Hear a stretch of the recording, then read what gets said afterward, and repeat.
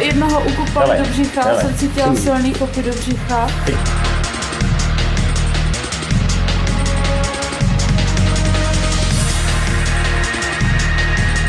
21.7.1926 MA. Tohle budou ty, co tam nahoře zařvali potom.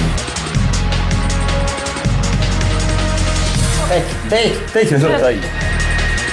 Každý z kroku tady někdo je, něco je. Jméno Otce, i Syna, i Ducha Svatého. Amen.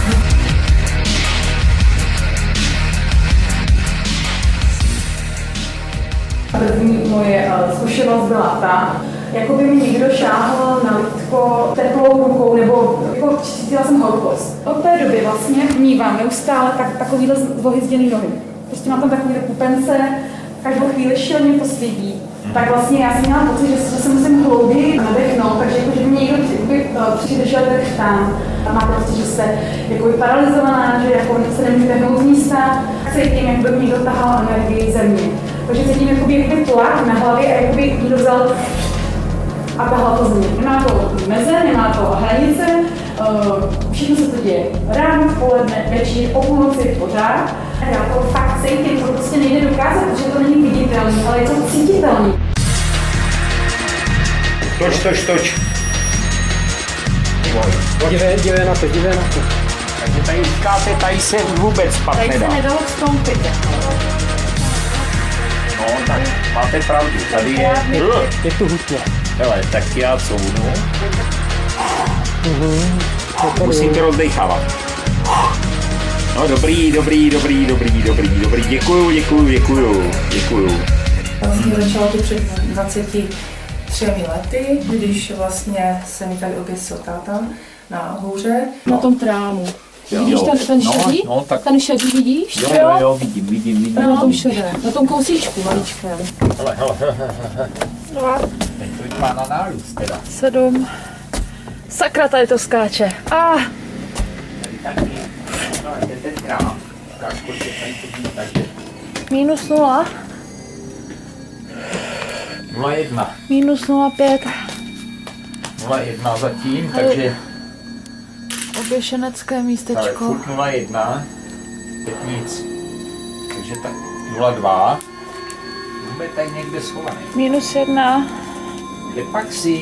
Přicházel tady, že byl slyšet jeho hlas, někdy ťukal, klepal a moji dceru teď asi týden hladí po zádech, když je zády ke dveřím v noci, se zbudí a takhle jí od hlavy hladí. Ona nám psala, že to jsem já, že ji chodívám hladit. V roce 2009 už mi otravovali teda, protože za prvé jsem neslyšela, viděla, že no, takhle něco a za další mám to takové různě, že otočíte se někdo.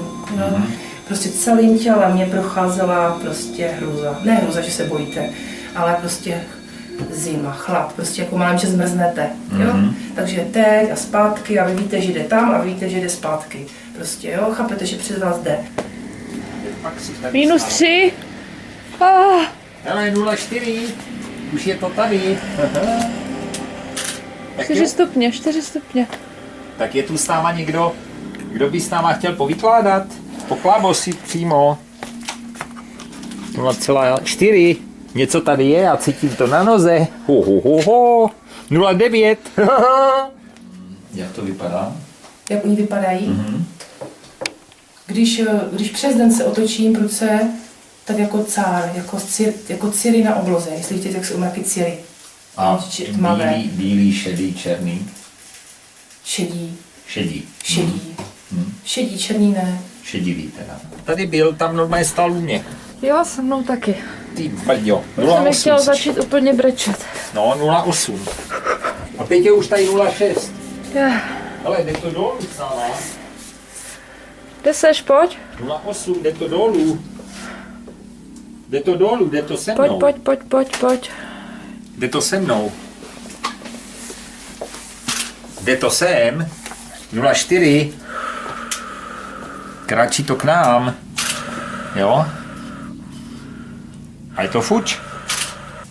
Takový, jo, a zima. Stín. Stíny spíše. Někdy se otočíme, říkám, jo, zastám si, jo. Jako nicméně dcera měla na takhle jí chytl za krk prostě v noci, že já úplně jí držel, ne chvilku, hodně, až jí to bolelo i a měla tam otisky. Já jsem šla spát, hasla jsem si světlo a ležela jsem na boku. No. A prostě, no cítila jsem, jako by za mnou někdo stál, nebo tak něco. A potom jsem prostě cítila, jako by mě někdo chytl za krk. No.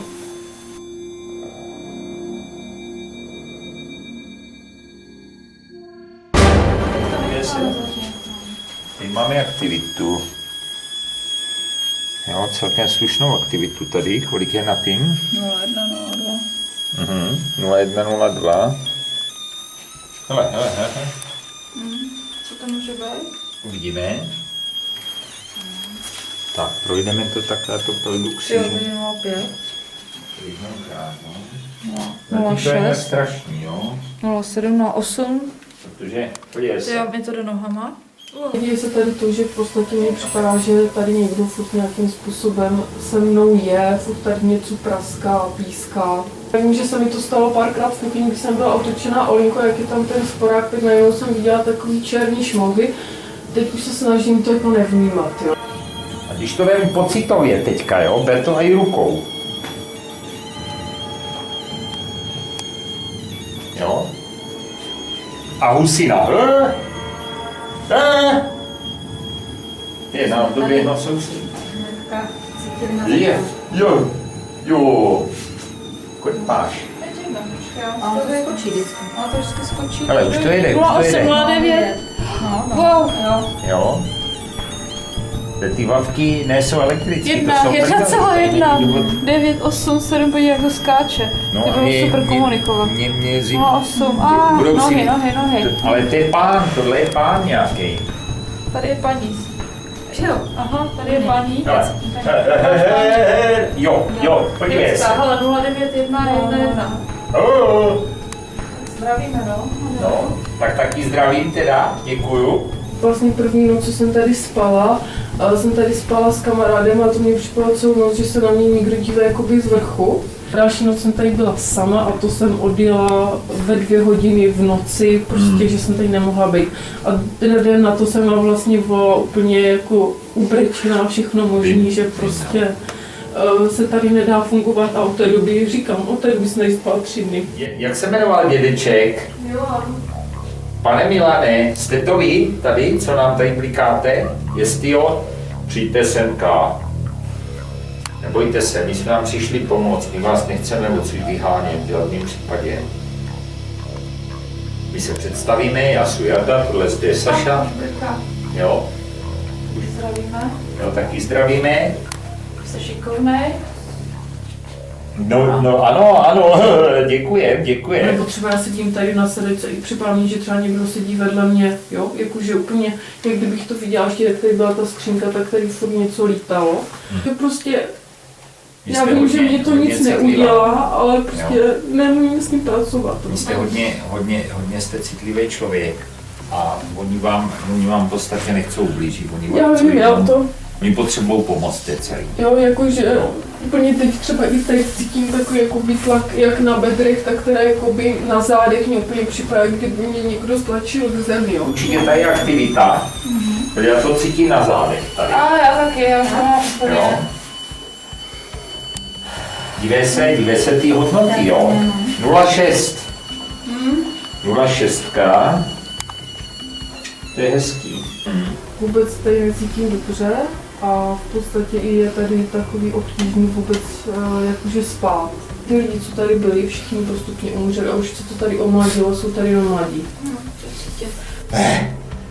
No. Čím blíž se přiblížíte, tím víc to můžete rozblikat. Zkuste žlutou. Zkuste žlutou, jak vám říká Saška. Krásně vám to jde, děkujem, výborně.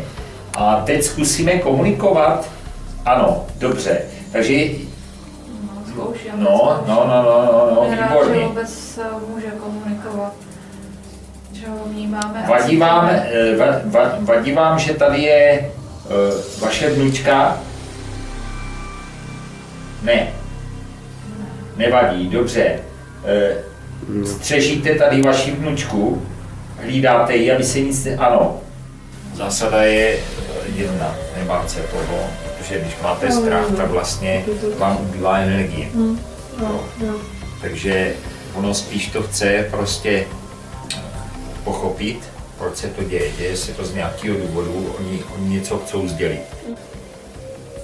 Pane Ježíši Kriste, prosíme tě, aby si pomohl těm dvěma zbloudilým duším, kteří tady prodývají už dlouhý čas, aby si jim pomohl odvést je na cestu věčné blaženosti a věčného světla.